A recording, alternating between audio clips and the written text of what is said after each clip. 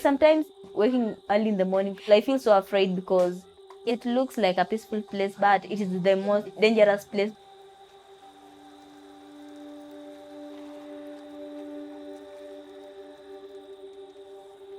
Here in Kibera, we don't think about death because it always happens. It was not my plan to give birth into that community.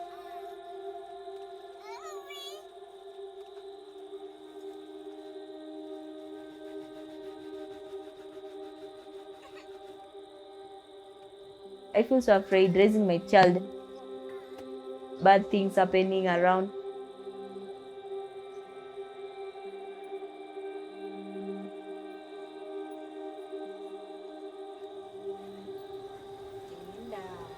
They thought that marriage was the only solution for my life after I gave birth.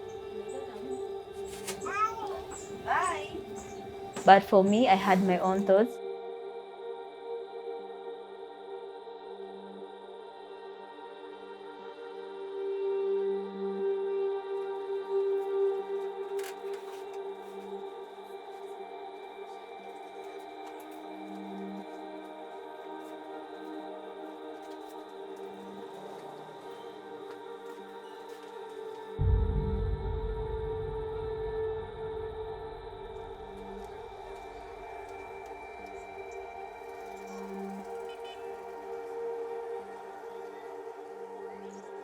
You know, when Gabby was 5 months, I went back to school.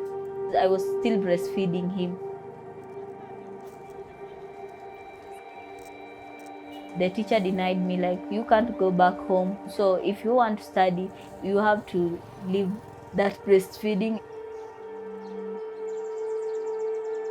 Gabby used to wake up in the morning and start crying. Sometimes we don't have milk, sometimes we don't have even anything to give him. I had to make him suffer to go back to school.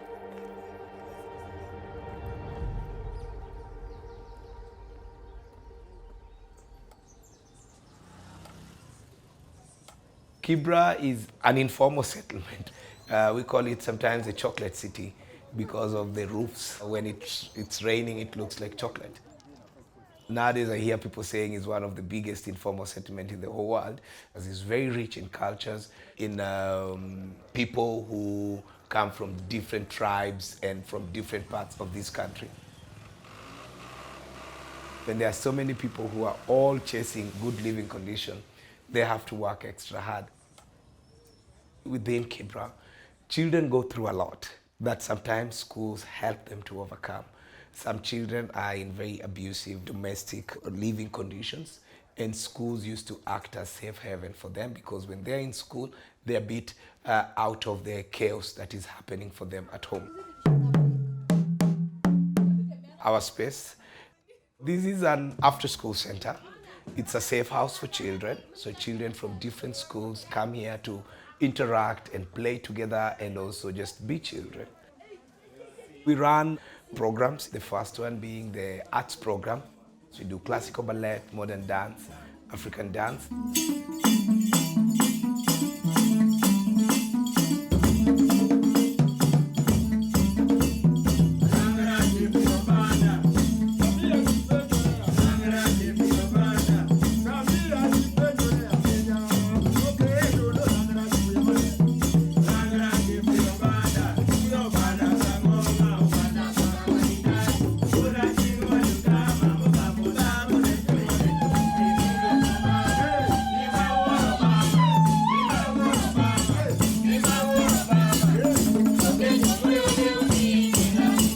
I was born in poverty. I never went to school myself.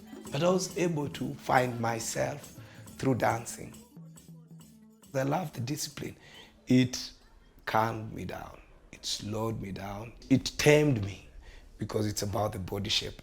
And so I use it as the foundation for every dance we do because it trains you, your inner self. It trains your body.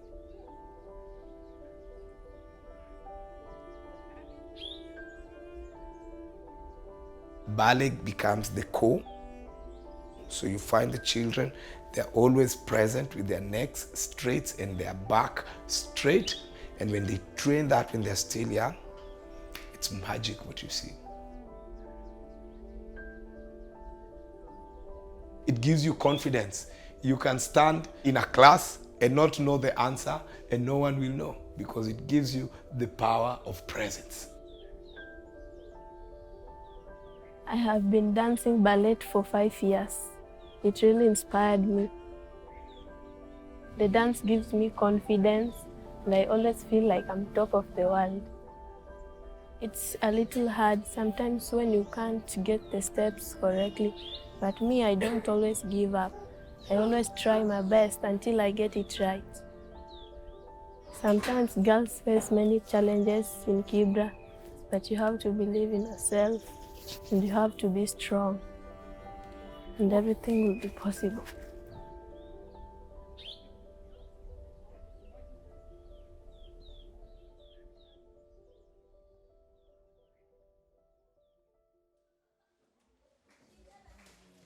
We have a group of students coming in from America today. They're coming in to just listen to us and then go back home. Hi, I'm Mike Wamaya, and I'm a dance teacher and also a social worker based in Kibera.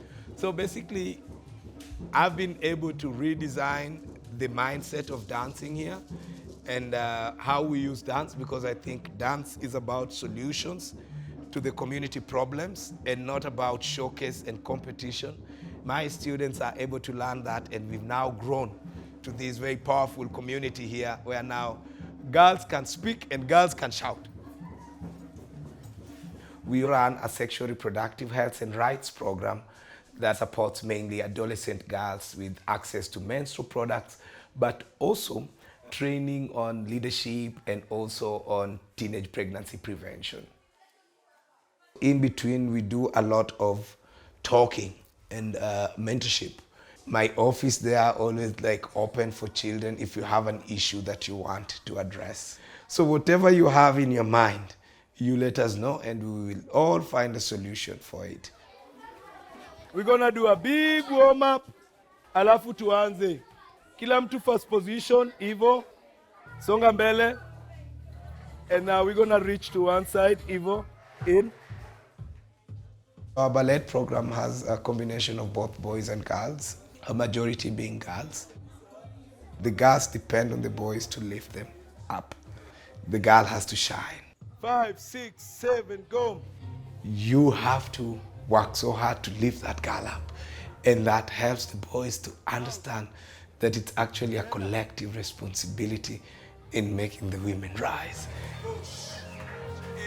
Poverty has so many ways of disrupting us, but good education can build resiliency in you. And so my aim is to use dance as a tool to make children have their self-realization, to make children know who they are and what they want for their future, and that everything is in their hands.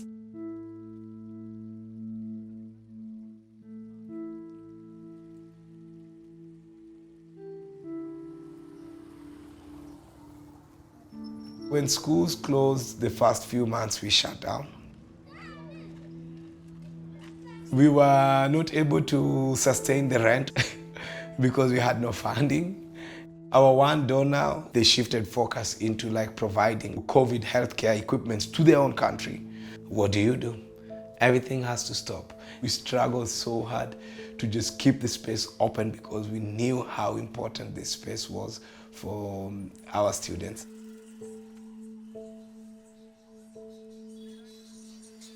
In Kibera, people live on daily basis. So we wake up, we make the money to eat on that day, then we go and sleep. So if we don't do it even one single day, it has a repercussion at the end of the year.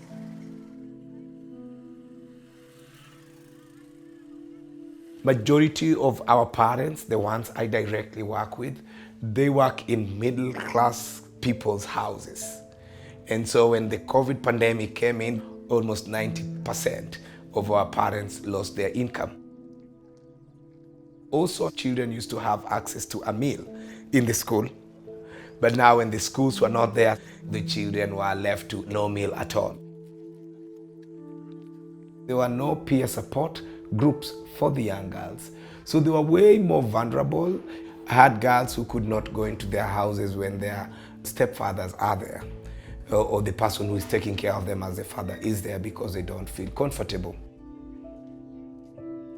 The male people use it wrongly, and they take advantage of it by luring some of these young girls with a bit of money here and there, and eventually for sexual favors, and then they dump them and run away. In that COVID period, some of them ended up pregnant, and so the girls went out and they found so many other young girls who are pregnant, and we started slowly bringing them into this space, and one who walked in was Winnie. I got to know Mike when I was 5 months pregnant. I don't have a home, I don't have anywhere to go, I don't have a family. What can I do? Mike told me, you can't think about abortion and you can't think about killing yourself anymore. I'm here to help you and I'm here to support you. So take this money and go and eat something. He even called my mom one day, started telling her like, no matter how hard it is, I know that in this society we need to help each other, we need to lift each other. So don't worry, Mama Winnie, don't worry, it will be good. To me, when a girl was pregnant, my biggest worry was maternal death. I reach out, try to talk and find help and promise them that we are together, because when they get pregnant, they get so ashamed of themselves. People would always brand a teenage mother with failure. And that should not be the case, because the case should be there is a mistake somewhere and we need to solve something. There is actually a problem with all of us, with the entire community. And I just assured her, like, you know what, we will stick together. For me, what I want is to go back to school, because I've seen how life is hard here, and without education, I can't do anything. One day, my hopes will come true, and that me taking away my family from that place and giving them a better future, it helps me understand like there's still life for me.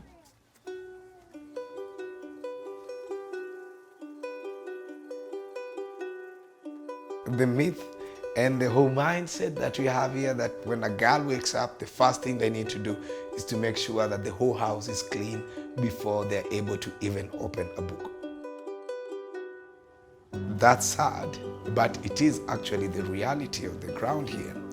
The housework is so much, is so enormous that they don't even have time to study. At home, the chore that I have is to wash the dishes, clean the house, and wash my uniforms, my siblings' uniforms, yes. But I'm the girl, I'm supposed to do the work. I study to help my family. I want to lift my family up. And I also want to build my mom a big house. She makes me believe in myself that I can do it. When my mom doesn't have the tuition money, I always stay at home. So when she gets the money, she always gives me the little she have, and I always take it to school.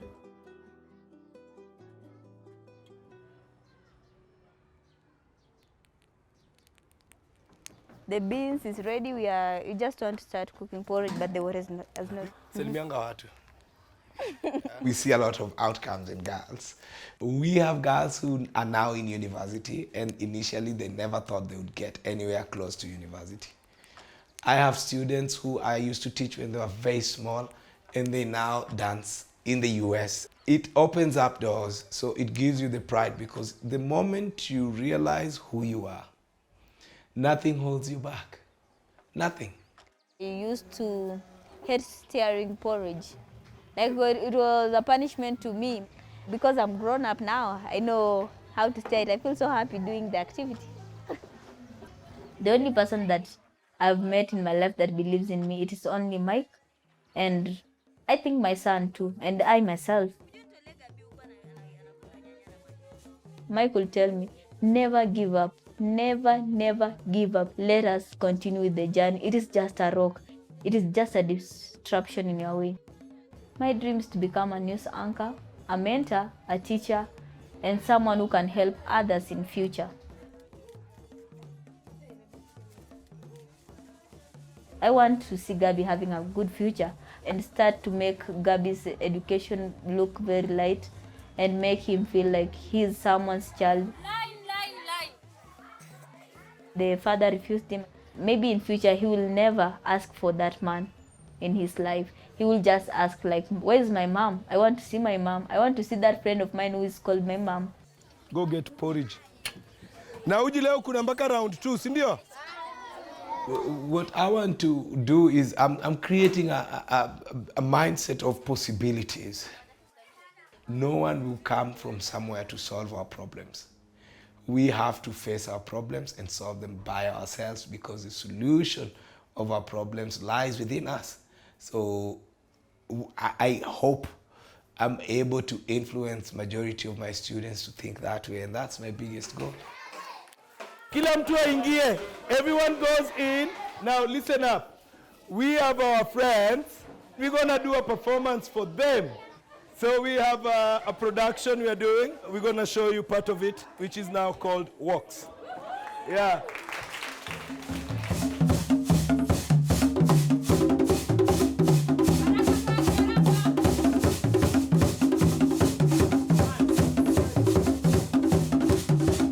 Thought of a move in your head and you come here and we practice it, and it becomes a very beautiful thing that everybody claps for it. That's innovation. And when children learn that from the beginning, you can take the whole concept and translate it into school. If I didn't know something yesterday, I'll try my level best today, and I want to sit back and listen and follow. And when I'm now good at doing it, I reach out to somebody else who I see is not able in doing it and show him how I was shown, and together we are rising. I always say, I need to save other people, I need to raise other people, but understand that life, you have to move on, you don't have to cry forever. And you know, the time that you leave your studies and say like, I don't want to go to school, that is the end of your dream, that is the end of your benefit in the society, and that is the start of your problems. I need to tell other people, this is the solution that I did, and you need to do the same.